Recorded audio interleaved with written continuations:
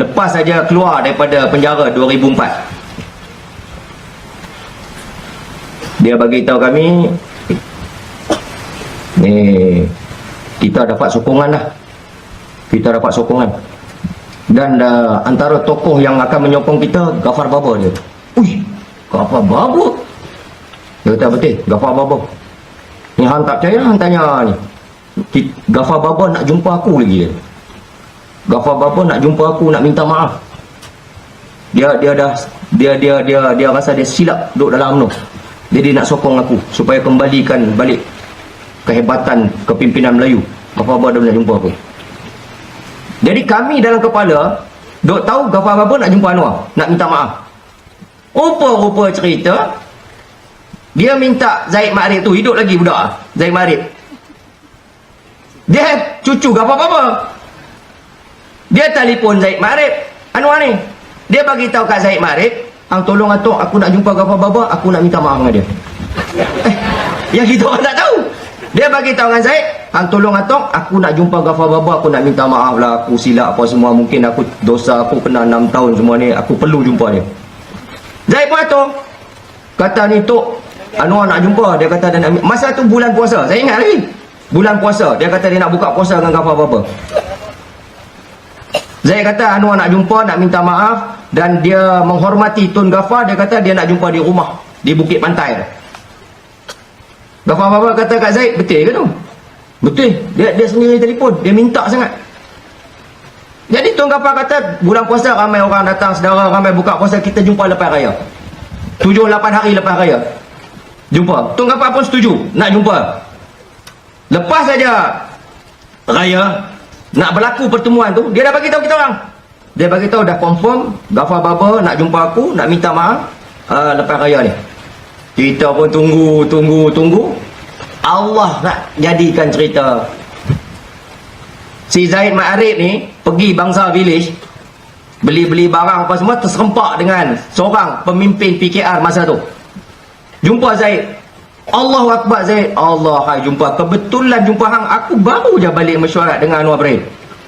Baguslah Ghafar Baba nak jumpa Anwar, nak minta maaf. Zaid kata apa dia? Anwar bagi tahu kami, baru saat tadi Anwar bagi tahu kami malam ni dia nak jumpa, malam ni dia kata nak jumpa Ghafar Baba. Ghafar Baba nak minta maaf dengan dia. Zaid kata Ghafar Baba nak minta maaf dengan Anwar? Aku yang atur dia tu. Anwar yang nak minta maaf dengan Ghafar Baba. Dah. Anwar kata Ghafar Baba nak minta maaf dengan dia. Sudah. Zaid Ma'arif tahu dia dah kena kencing. Dia telefon Tun Ghafar, dia kata cancel. Dia telefon Anwar Ibrahim, dia maki sebab tu yang keluar. Saya nak tonton bayang. Itulah Anwar Ibrahim.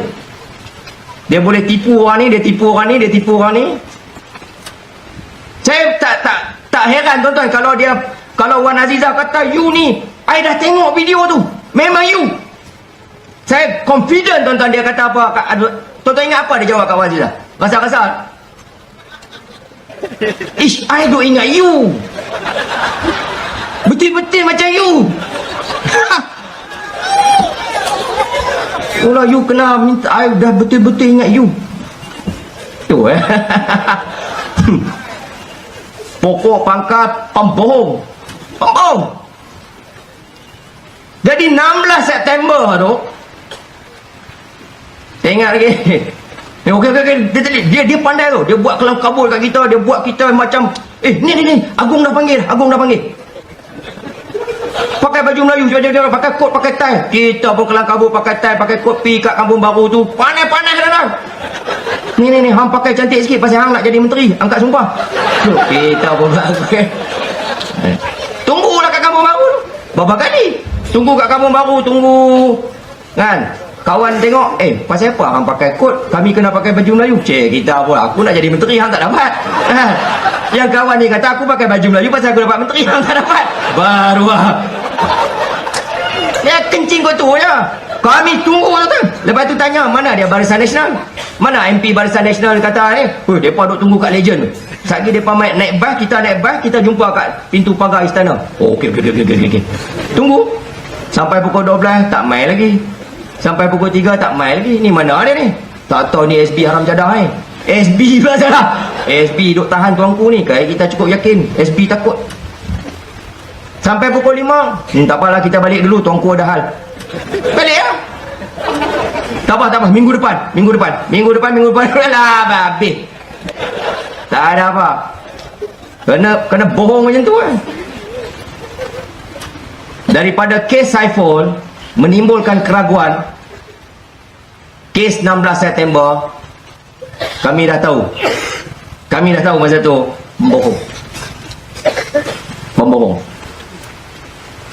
Cumanya beza dengan dulu tuan-tuan, kami tak pernah tanya apa Anwar cakap, semua betul. Apa Anwar bagi tahu, semua kita terima bulat-bulat. Tak pernah double check, tak pernah counter check, tak pernah tanya orang. Tak pernah. Tapi this time around, disebabkan keraguan kes Saiful, kami tanya. Kebetulan ada antara kami yang ada akses kepada Tuanku Agong. Kebetulan antara kami ada yang akses kepada Panglima Angkatan Tentera. Pasal dia kata tentera sokong. Kalau BN, UMNO nak mengamuk, nak apa, nak buat huru-hara, tentera akan tolong kita. Don't worry. Dia beritahu macam tu. Bila kita cek, pasal dia bagi tahu kami, dia jumpa Agong. Dia dah sembang dengan Agong, minum teh tarik lagi dengan Agong. Bila maklumat sampai daripada sumber yang sahih istana, betul ke tuanku ada jumpa Anwar, bincang pasal ni? Jumpa Anwar, last saya jumpa dia terserempak di mana tak tahu, tahun 2004. Itulah last Tuanku Agong terserempak pun, bukan nak jumpa dia, terserempak dengan dia. Oh, kata kita cek pula dengan tentera, betul ke tentera akan support kita? Kalau kan, pasal apa nak support hang? Masa tu kita baru sudah, kita dah kena ni. Maka mulalah pemberontakan dalaman. Antara yang mula Datuk Zarin masa tu Ketua Perhubungan PKR Negeri Pulau Pinang. Dia tengok DAP jadi kerajaan ni duk naya orang Melayu, duk naya kerajaan, kaki tangan kerajaan, duk buat macam-macam. Dia komplain kat Anwar. Saya pernah hadir salah satu masa yang dia komplain kat Anwar pasal DAP Lim Guan Eng ni. Anwar bukan saja tak support Datuk Seri Zarin yang dia kenal 35 tahun, tapi Anwar maki dia. Sampai ke peringkat Anwar heret Datuk Seri Zarin ke jawatan kuasa disiplin. Datuk Zarin kata ini pengkhianat. Sebab tu dia buat keputusan keluar. Dalam kes saya, bila berlaku isu kalimah Allah, lepas kes Saiful, kes 16 September, kita dah mula ragu-ragu, dah mula kata dia ni baru ada bohong kita ni. Berlaku kalimah Allah, jalan Allah nak tunjuk kepada saya. Bila berlaku kalimah Allah, tuan-tuan, kita tak boleh terima. Kita tak boleh terima orang Kristian nak guna nama Allah dalam bentuk Tuhan Trinity. Mana boleh kita terima? Tak boleh terima. Bagilah hujah apa pun, tak boleh terima. Tapi yang saya marah, saya tahu ada perbezaan pendapat ulama. Saya tahu, bukan saya ni bodoh. Tapi yang saya marah tu sebab yang dia sendiri bagi. Bila saya bangkit, saya start kritik. Saya start kritik cara terbuka. Dulu kritik dalam. Masa tu saya start kritik cara terbuka. Dalam parlimen saya bantai Khalid Samad, saya bantai PAS, saya bantai Anwar Ibrahim sendiri pasal isu kalimah Allah. Dia panggil saya, ni awak hang ni kasar sangat ni. Kata mana boleh kalimah Allah Kristian nak guna dalam bentuk Trinity, yang nak guna pula Kristian Sabah Sarawak je. Yang Kristian kat Malaysia, kat bangsa tak pakai pun. Kita lawan-lawan hujah. Jawapan dia tu, saya tak peduli dengan pendapat ulama lain, sebab ulama ada perbezaan pendapat. Tapi jawapan Anwar Ibrahim, bila dia kata hang ni pun satu kalut, kita bagi mereka pakai dulu, pasal kita nak undi mereka. Nanti bila kita jadi kerajaan, kita ambil balik. Allah, saya kata saya dapat depan dia, Saya kata you ni, hang, saya guna kata hang ni, sampai nama Allah pun hang nak jual sebab undi Kristian. Oh, melampau. You have crossed the line. Ini kurang ajar namanya. Biadab terhadap Allah. Dan situ saya buat kenyataan, kalau tuan-tuan ingat. Kalau orang boleh jual Allah, apa pun dia boleh jual. Masa tu saya buat keputusan open. Bukan open criticism, open attack. Saya attack habis-habis. Sampai saya buat report polis. Saya buat report polis. Oh, dia dah tak boleh terima. Dia tak boleh terima bukan sebab report polis tu. Dia tak boleh terima sebab DAP berasa saya ni akan jadi penghalang. Macam mereka buat kat Hasan Ali sekarang lah. Macam mereka buat dekat Datuk Harun Toib sekarang lah. Macam mana mereka buat kat ulama-ulama sekarang lah. Bila ada orang dilihat sebagai penghalang kepada DAP ni, menjadi duri bagi DAP, mereka akan buang. Di waktu itu saya tahu dah. Saya dapat maklumat mereka buat mesyuarat sama-sama mereka nak buang saya. Tapi disebabkan Datuk Seri Zarin dah keluar, Tan Tibin dah keluar, Mohsin dah keluar, ramai yang dah keluar, mereka takut nak buang. Mereka takut nak buang, tak sure. Tapi saya duk lanyak lagi. Masa tu saya dah tahu saya akan dibuang, saya akan dipecat. Saya buat keputusan, bincang dengan kawan-kawan. Saya buat keputusan, saya akan lawan, bukan untuk kekal dalam PKR, sebab saya tahu saya akan dipecat. Saya lawan sebab nak tunjuk pada rakyat pekung mereka ni. Sampai ke satu peringkat saya pressure, saya tekan, saya kritik mereka secara terbuka. Akhirnya mereka tubuhkan jawatan kuasa disiplin. Saya tahu mereka nak force saya letak jawatan sendiri. Saya tak mau. Saya kata lawan. Bila bawa depan jawatan kuasa disiplin, saya dah hantar surat 3 kali. Saya hantar surat, saya kata kalau nak bawa saya depan jawatan kuasa disiplin, saya boleh, tak ada masalah. Tapi saya kata mesti jawatan kuasa disiplin orang Islam, sebab ini isu kalimah Allah. Bawalah Makno Manuti ke, Badrul Amin ke, siapa ustaz-ustaz yang geng hang pun tak apa. Janji dia orang Islam, saya boleh lawan supaya mereka boleh jawab depan Allah besok. Bila saya masuk bilik jawatan kuasa disiplin tu tuan-tuan, saya terperanjat. Bila yang duduk dalam tu Padri Kristian, Father Goh Kiat Peng. Sekarang ni Setiausaha Agung Majlis Gereja Malaysia, Majlis Perunding Agama Hindu, Kristian, Buddha dan Sikh tu, Father Goh Kiat Peng. Dia letak seorang lagi aktivis Kristian, seorang aktivis Bar Council yang anti dengan saya, Madam Chiu. Dia letak seorang Hindu, seorang saja Melayu, Syed. Panel jawatan kuasa kafir nak bicarakan saya pasal isu kalimah Allah. Saya bagi tahu mereka, you fikir you layak ke nak bicarakan saya isu Tuhan saya? Panggillah orang Islam. Dia kata kami diarahkan untuk bicarakan you. Tak ada pilihan. Jadi kita kata tak apa. You pergi balik kat Anwar Ibrahim tu, you bagi tahu kat dia. You bagi tahu kat dia, saya nak jawatan kuasa disiplin orang Islam. Seminggu mai balik, mereka kata mereka punya arahan teruskan. Bila mereka kata mereka nak teruskan, saya buat keputusan. Saya kata saya tak boleh iktiraf you, sebab duduk depan you ni sendiri menghina agama saya. Sebab ini isu Islam, isu kalimah Allah. Saya keluar daripada bilik jawatan kuasa disiplin tu. Mereka buat mesyuarat pecat saya. Mereka pecat saya kerana tidak mengiktiraf jawatan kuasa kafir yang nak bicarakan saya dalam isu kalimah Allah. Barulah rakyat nampak pekung mereka ni. Sebab tu tuan-tuan, terutama kawan-kawan yang ada dalam PAS, jangan buat silap yang kami buat. Silap kami dulu tak pernah tanya. Tak pernah tanya, tak pernah cek. Ceklah dulu. Tengok dulu, siasat dulu.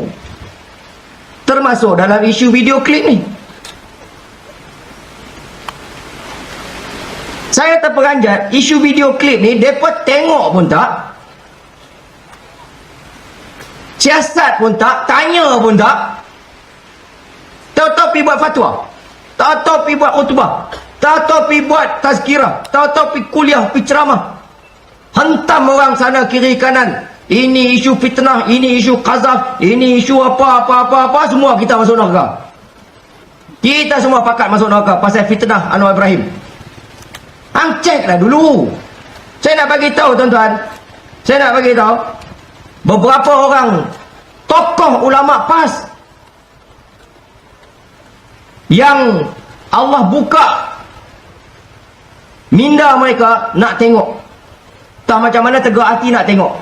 Ada seorang tu telefon saya, dia kata, "Cik, ana dah tengok dah." Kita pun tak tahu dia tengok, tapi dia kata dia dah tengok. Ana dah tengok dah video tu. Jadi Ustaz rasa macam mana? Susah nak kata tu bukan Anwar. Itu ayat ni. Susah nak kata tu bukan Anwar. Ini ustaz ni dah kenal Anwar 40 tahun. Dia antara orang yang awal-awal telefon saya, yang maki saya. Dia kata, "Hang ni macam mana boleh fitnah, boleh ni." Saya kata, "Ustaz tengoklah dulu." Dah tengok, Ustaz call saya balik. Dalam seminggu dua dia call. Dia kata, "Ana dah tengok." Dia orang PAS ni, dia ana inta. Orang UMNO tak macam tu, dia ana inta naik unta. Dia kata, "Ana dah tengok." Ini yang paling, orang kata paling minimum. Dia kata apa? Susah nak cakap tu bukan Anwar.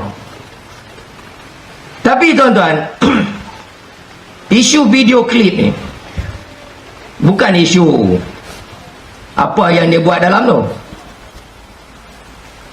Mereka duk bawa spin cerita ini isu fitnah, isu qazaf, fitnah Anwar berzina. Tuan-tuan, dia bukan soal berzina. Soal berzina tu soal mahkamah syariah. Pertama yang tuan-tuan kena faham, ni kawan-kawan PAS yang ada khususnya kena faham, yang dedahkan video tu Datuk Syazril SK Abdullah ni, dia kawan baik Anwar. Kena ingat tu. Tak apalah Rahim Tambici nak tumpang semangkuk, kawan tu pun satu juga. Ang pun ada masalah, tak usahlah pergi sibuk. Bukan dia tak ada kena mengena. Rahim Tambici ni tuan-tuan, dia tak ada kena mengena pun. Ni kadang-kadang bangang orang UMNO satu hal ni. Ada bodoh juga orang UMNO ni. Hang dah tahu hang ada penyakit, hang nak bawa cerita tu, lagi orang tak percaya. Tuan-tuan, saya berani cakap tuan-tuan, kalau isu video ni Rahim Tambici tak ada, ataupun komen-komen Rahim saja ada, Tambi tak ada, kepercayaan orang tu lebih. Sebab orang tengok Syazril, semua orang tahu Syazril ni kawan baik dia. Tapi bila Tambi ni main, habis tu kata bodoh. Di situ bodoh. Kadang-kadang tuan-tuan, Saidina Ali sebut, kebenaran yang berterabur boleh dikalahkan oleh kebatilan yang tersusun. Tu silap di situ. Tapi ini membuktikan, ni bukan kerja-kerjaan, ni bukan kerja barisan. Tuan-tuan, kalau yang buat tu kita, kalau yang buat tu jentera kerajaan, Anwar lari cerik lama dah. Tapi pasal yang buat tu buat sendiri. Tapi isu dia tuan-tuan, satu yang dedahkan video tu ialah Syazril, kawan baik dia, kenal daripada tahun 95. Tahun 95, tahun dia Timbalan Perdana Menteri. Siapa? Orang yang kenal Anwar kenal lah Syazril. Syazril ni besi Melayu Nala Karupan. Tu dia besi Melayu, semua orang tahu. Satu, Syazril ni kawan baik dia. Baik. Persoalan dia nak jawab isu qazaf. Ini isu qazaf apa? Baru ni saya pergi Kelantan. Saya bagi tahu, kalau ada orang datang nak minang anak kita, ataupun anak orang lain, dia nak minang anak Tok Imam kat sini, Kita kebetulan orang kampung sini, kita kerja Kuala Lumpur tapi kita balik. Hari meminang tu kita nampak mamat ni mai yang nak meminang ni dengan kereta Mercedes, kotai apa semua, turun nak pergi minang anak Pak Haji ni. Kita pun tengok, ish, aku kenal bangkok ni. Kan, bila dia ada Mercedes, bila dia pakai kotai ni, aku tahu dia ni jual perempuan. Aku tahu dia ni, aku ada bukti report polis, aku ada video, aku ada gambar dia. Dia pun masuk minang anak Pak Haji ni. Pak Haji tengok datang pakai Mercedes mata beladang, nampak pakai kot tie. Terima. Terima, bawa balik. Lat 3-4 bulan, anak pun telefon, Pak, cek kena pukul. Cek kena pukul, lepas tu cek kena jual. Duit-duit cek habis dia ambil. Anak telefon Pak pun pergi masjid minta kat Tok Imam tolong buat sembahyang hajat selamatkan anak saya, dah kena jual, dah kena jadi pelacur. Laki dia pergi buat dia macam ni. Kita pun dengar, kita pergi kat Pak Haji. Pak Haji, apa ni lah laki haram jadah apa nama menantu aku tu, dia pergi jual anak aku pula dah. Ni. Masa tu kita cakap kat Pak Haji ni, Pak Haji, sebenarnya masa mamat tu pergi minang anak Pak Haji, saya kenal dia. Saya tahu dia tu siapa. Saya ada bukti, ada video, ada gambar, ada apa. Tuan-tuan rasa apa Pak Haji cakap masa tu? Dah. Dia bagi pelempang kat kita dulu. Pang sebiji. Haram jadah awak hantar abang aku. Tuan-tuan rasa ada ke Pak Haji tu nak kata, ish, hang ni duk tunjuk gambar tak seronok ni kat aku. Qazaf ni, ada Pak Saksi? Dah. Dia akan maki kita pasal apa tak abang kat aku. Hang dah tahu dia nak minang anak aku, nak jadi menantu aku, awak hang tak abang kat aku. Kalau aku tahu. Ini yang kita nak bagi tahu rakyat. Kalau hang tahu, Syazril nak bagi tahu pada rakyat Malaysia, bukan dia nak kata kawan baik dia Anwar Ibrahim berzina. Dia nak bagi tahu pada kita, kawan baik aku ni tak layak jadi pemimpin. Dia nak kata kawan aku ni nak minang rakyat Malaysia, dia tak layak jadi menantu kita. Itu tujuan Datuk Syazril SK. Sama ada daripada situ bukti dia berzina ke, dia bergusti ke, main kondang-kondi ke, tu cerita lain. Tapi nak cerita video ni bukti dia tak layak jadi pemimpin. Itu saja. Kat mana timbul isu Kazam? Di mana yang kata isu zina? Tak ada. Ini sampai buat fatwa, Kazam kena bawa 4 orang saksi apa semua. Saya kata hang ni betul-betul ish. Saya kata kalau hang hukum video ni Kazam kena bawa 4 orang saksi, ada satu mana Ustaz bengong tak tahu. Saya kata Syekh, katalah hang tengah duduk kat rumah 2-3 pagi, tiba-tiba mai perompak masuk rumah hang. Perompak tu masuk rumah hang, dia rompak. Betul ke betul lah bini hang pun baru keluar pada bilik ayak, berkemban. Dia tengok, dia geram. Dia masuk dalam bilik, dia ikatkan hang kat luar, dia masuk dalam bilik, dia kunci, dia rogol bini hang. Dia lari keluar. Kebetulan dalam bilik hang ada CCTV. Dia pun lari. Mailah polis datang, weng tanya, apa dia buat tadi? Dia buat gini. Siapa dia? Saya tak tahu siapa dia. Tak cam langsung siapa dia. Tapi apa bukti? Kod ada dia tinggal spender ke, tinggal apa ke, ada tinggal kad pengenalan ke? Tak ada. Tapi ada CCTV. Dalam bilik saya ada CCTV. Apa polis akan buat? Polis akan kata, bak mai lah tengok CCTV tu. Kan? Bak mai lah tengok CCTV tu. Kalau Ustaz PAS, dia kata apa? Ish, mana saya boleh bagi, haram. Saya tak nampak orang saksi. Kalau ikut apa yang mereka cakap hari ni, mereka takkan bagi CCTV tu kat polis. Polis akan kata apa? Awak Ustaz bengong sangat. Kami bukan nak tahu, kami nak cam siapa dia. Siapa dia yang masuk pecah rumah Ustaz ni? Sama ada dia masuk, dia rompak ke, dia rogol ke, itu lain cerita. Kami akan siasat. Tapi yang kami nak tahu sekarang ni, siapa dia? Sekarang ni Syazril nak bagi tahu ini orangnya. Itu saja. Wajah sebenar Anwar Ibrahim, pembohong, penipu.